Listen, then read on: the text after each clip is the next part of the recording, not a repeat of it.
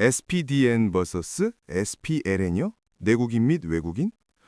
오늘 영상은 새로운 세금 규정, 즉 납세자의 세무상 거주지 판정 기준을 근본적으로 변경하는 새로운 규정에 대해 설명하는 영상입니다.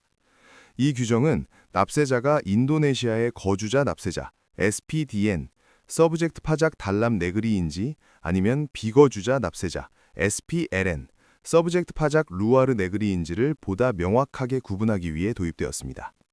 이 규정은 국경의 개념이 점점 모호해지는 현대 환경, 예를 들어 개인이 발리에서 거주하면서 런던 회사에서 근무하거나 회사는 싱가포르에 설립되어 있지만 실제 의사결정은 자카르타에서 이루어지는 상황과 같은 복잡한 현실을 반영하기 위해 만들어졌습니다.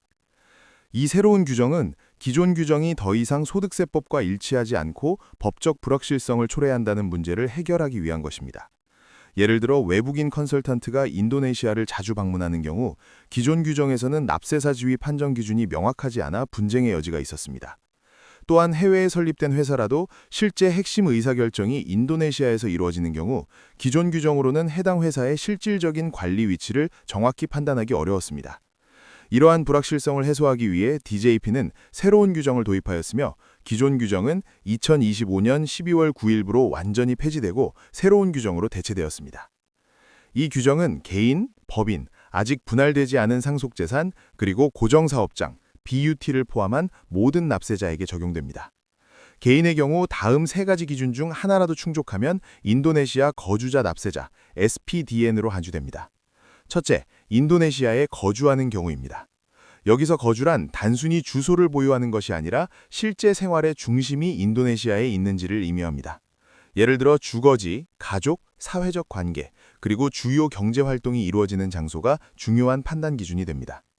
둘째, 인도네시아에 12개월 동안 183일 이상 체류하는 경우입니다. 이때 중요한 점은 하루 중 일부만 체류하더라도 하루 전체로 계산된다는 것입니다. 예를 들어 밤 11시에 입국하여 다음날 새벽에 출국하더라도 2일로 계산됩니다. 또한 체류 기간은 연속적일 필요 없이 누적하여 계산됩니다. 예를 들어 어떤 사람이 150일 체류 후 다시 34일 체류하면 총 184일이 되어 거주자로 간주됩니다. 셋째, 인도네시아에 거주할 의도가 있는 경우입니다. 이 의도는 단순한 생각이 아니라 객관적인 문서로 증명되어야 합니다.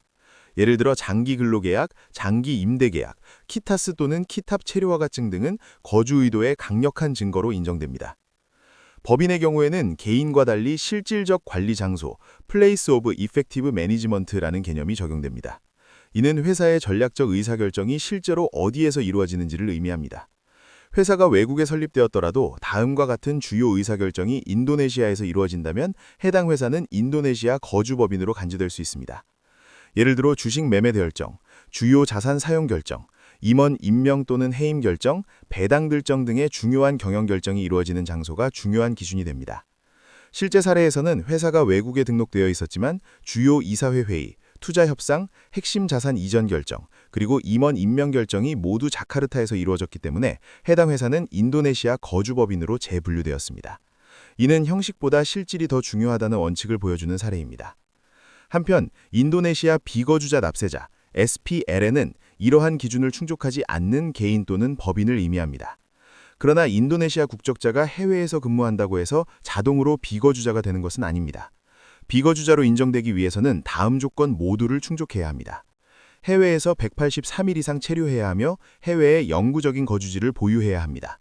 또한 주요 경제활동이 해외에서 이루어져야 하고 인도네시아에서 사업활동을 하지 않아야 하며 해당 국가에서 납세자로 인정받아야 합니다. 이 중 하나라도 충족하지 못하면 여전히 인도네시아 거주자로 간주됩니다. 또한 이중거주자 문제가 발생하는 경우에는 단계적 판정 기준이 적용됩니다. 먼저 영구적인 주소지를 확인하고 다음으로 주요 생활 중심을 확인하며 마지막으로 어느 국가에 더 오래 체류했는지를 기준으로 최종 결정합니다. 비거주자로 인정되기 위해서는 거주지 증명서, COD가 중요합니다. 이 증명서는 일반적으로 발급일 또는 만료일 기준으로 6개월간 유효합니다. 이 증명서는 조세조약, P3B의 혜택을 받기 위한 필수 문서입니다. 또한 인도네시아 거주자에서 비거주자로 변경되는 경우 인도네시아에서의 납세 의무는 종료되지만 인도네시아에서 발생하는 소득은 여전히 과세 대상이 됩니다. 예를 들어 인도네시아 부동산 임대소득은 PPH 파살 26에 따라 일반적으로 20%의 원천징수 세율이 적용되며 조세조약이 있는 경우 더 낮은 세율이 적용될 수 있습니다. 이 규정의 핵심 목적은 납세자의 거주지 판정을 보다 명확하게 하여 법적 확실성을 제공하는 것입니다. 개인의 경우 체류 일수와 문서 증빙이 매우 중요하며 법인의 경우 주요 의사결정이 이루어지는 장소가 결정적인 요소가 됩니다. 결론적으로 이 새로운 규정은 글로벌 환경에서 개인과 기업의 실제 경제적 중심지를 기준으로 납세자 지위를 판단하기 위한 보다 명확하고 정교한 기준을 제공하는 것입니다. 이는 원격 근무와 디지털 노마드가 증가하는 현대 환경에서 납세자의 실질적 세무 거주지를 정확히 판정하기 위한 중요한 제도적 변화라고 할 수 있습니다.